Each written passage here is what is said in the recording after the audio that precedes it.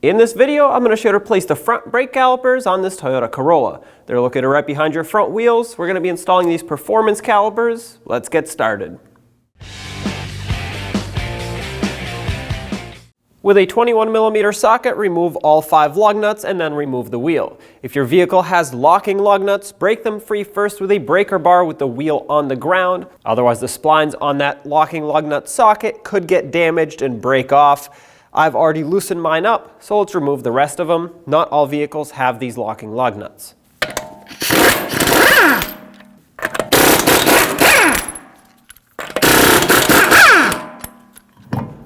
Remove the wheel. Now from the back side of the caliper, there are 2 17mm bolts that we have to remove so we can take the caliper and bracket assembly with the pads right off. We don't need to separate any of this. It doesn't matter where you start. I'm going to get the top one first. And then for the bottom one, we'll take this off completely and flip it around so we can take our pads out. All you need to do is push them in towards the center and they come right out. And this is why I didn't want to separate it. They're easily removable, just like this. Now hang your caliper by the strut with a bungee cord or anything so that it doesn't put pressure on the brake hose. With the caliper on our workbench, let's separate the caliper from the bracket. Remove the 2 bolts using a 14mm socket. We'll set this aside. Now what you need to do is apply a thin layer of either brake grease or silicone paste. This is way too much over here, I'll have to wipe some off. And if you use silicone paste, you want to make sure it's rated for brakes, because if it's not, it'll melt. With the high temperatures that the brakes operate at, it'll get all over your brakes, and that is not a good thing. You also want to make sure you don't put too much. That's why I'm making sure I'm wiping off the excess. Otherwise, when you put the anti-rattle clips on, it will squeeze out and get onto the rotor, which rides in the middle. Speaking of the anti-rattle clips, you want to put them with the hook facing towards the outside and the flat part facing towards the slider pins. That's how they go on, and you want to center them and just press them into position until they fully lock in. We'll do this to both sides. Make sure they're fully seated and flip it around. Do the same to the other side. Once you have done that, pull out the slider pins and let's lubricate them. Sometimes these boots, when they're new, are very tight here, so it's good to have a pocket screwdriver handy to be able to take them out. And what you want is to lubricate the slider pin a little bit and put a little bit of grease inside the boot so it can act as a reserve of grease. Over time, it'll keep these slider pins well lubricated. You want to use that same silicone paste or brake grease for this. Once again, brakes get really hot and you don't want this grease to melt. Once you've done that, put the slider pin in. And the reason I like to do this one at a time is because the other side is going to have a sleeve, a little rubber sleeve at the base of it. So when you take this out, it's important to put it back where it came from. Also a tip for you, if there's air stuck in there, press the pin, wiggle it around a little, squeeze the boot. That's going to get any air that's stuck behind the boot out of the boot. Put your caliper bracket over the knuckle and over the rotor and have the bolts ready so you can start them in and get this secured. Snug these up.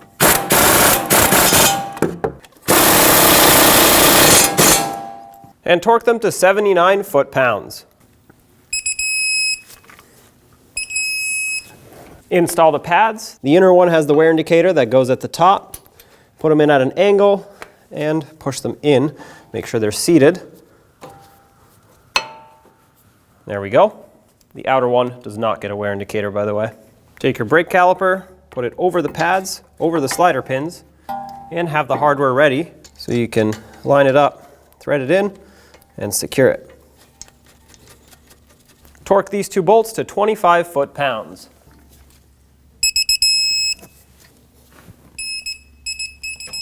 This slider pin is spinning as I try to torque it, which happens sometimes. The quickest way to stop it from spinning is to use pliers. Just be careful not to damage the boot.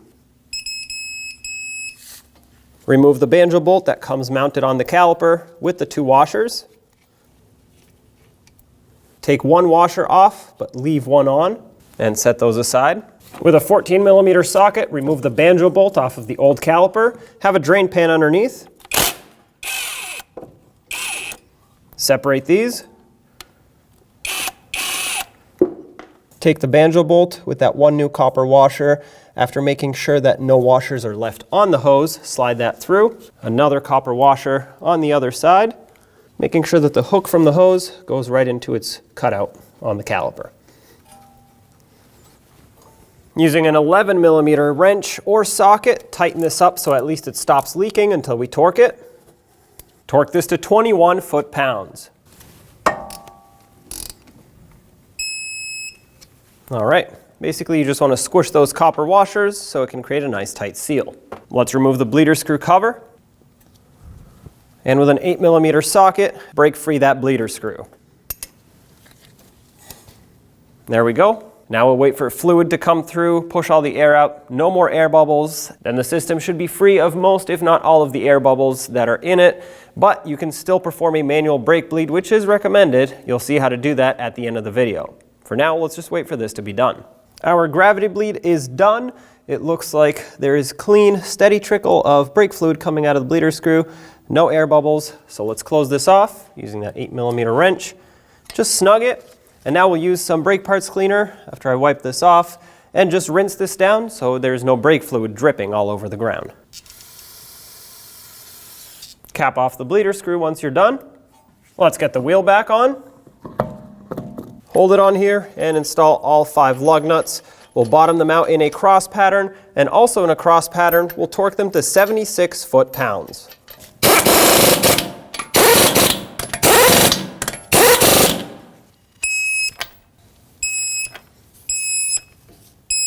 Double check them all. Pump up the brake pedal. Top off the master cylinder and take it for a road test. The brake master cylinder is located on the driver's side of the engine bay up against the firewall, and Toyota was nice enough to give a little cutout here so you can access it without removing much at all. Grab onto this rubber weather stripping and pull it away on this last hook, and then pull it in the other direction on this next hook. Now there's 2 tabs here that we have to press in and pull up on, and that will release this little plate with the weather stripping. Fold it out of your way, and there's your master cylinder. If there's a lot of debris over here, wipe it off with a rag. Mine's not in too bad of shape here, it's pretty clean, so I'm going to remove the cap. If you read it closely, it'll say to only use .3 or 4 brake fluid, and that's exactly what we'll be using. This master cylinder has brand new brake fluid in it because I just repaired a big leak. So there is no reason for me to extract the brake fluid that I just put in. However, if you have existing brake fluid in here that you didn't just put in, I would remove the old brake fluid with a little straw, and there's typically a vacuum pump that you can use or a fluid transfer pump that is able to get down in here and extract it all, and then of course recycle it properly. As for me, I'll just be topping this off with brand new brake fluid all the way to the full line, which you can read on the side of it.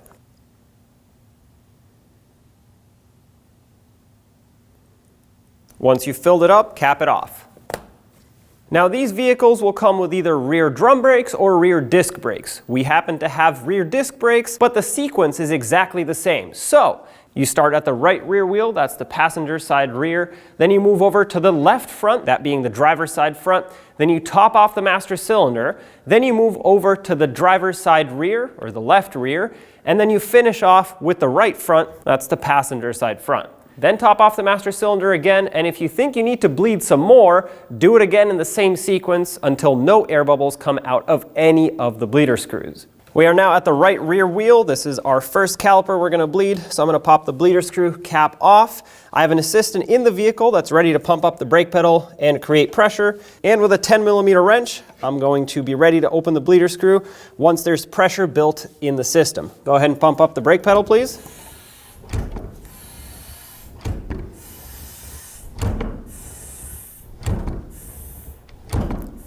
Holding. All right, holding pressure, so I'm going to break this free. Floor. All right, quite a bit of air came out of there. Snug it up and go again. We're going to pump and bleed until there's no more air bubbles coming out of this bleeder screw. Holding. Floor. All right, let's do it one more time. Go again. Holding. Floor. I like this. This was nice and clean. I'm going to cap this off. You can let go of the brake pedal now. Clean off anything that may have dripped down. And of course, cap off your bleeder screw. Now we'll move over to the left front wheel. Now our second wheel is going to be the left front caliper. Remove the bleeder screw cap. And same thing, I'm gonna put my bleeder hose on the bleeder screw. Have an assistant in the vehicle. Go ahead and pump up the brake pedal, please. Holding. All right, by the way, this takes an 8mm socket, no longer a 10. Floor. Break that free. Okay, go again. Holding. Floor. This one's actually not bad. Let's do it one last time. Go again. Holding. Floor. All right, you can let go of the brake pedal. Wipe off any brake fluid that may have dripped. Rinse it with brake parts cleaner if needed, and cap this off. Now let's fill up the master cylinder, remove the cap, fill it up all the way to the max line, cap it back off. And then move over to the left rear caliper and then the front right caliper and do the same that you just saw me do on the other side rear and this side front. Let's fill up the master cylinder one last time. Take the cap off, top it off up to the max line, cap it back off, and put this cap back on here.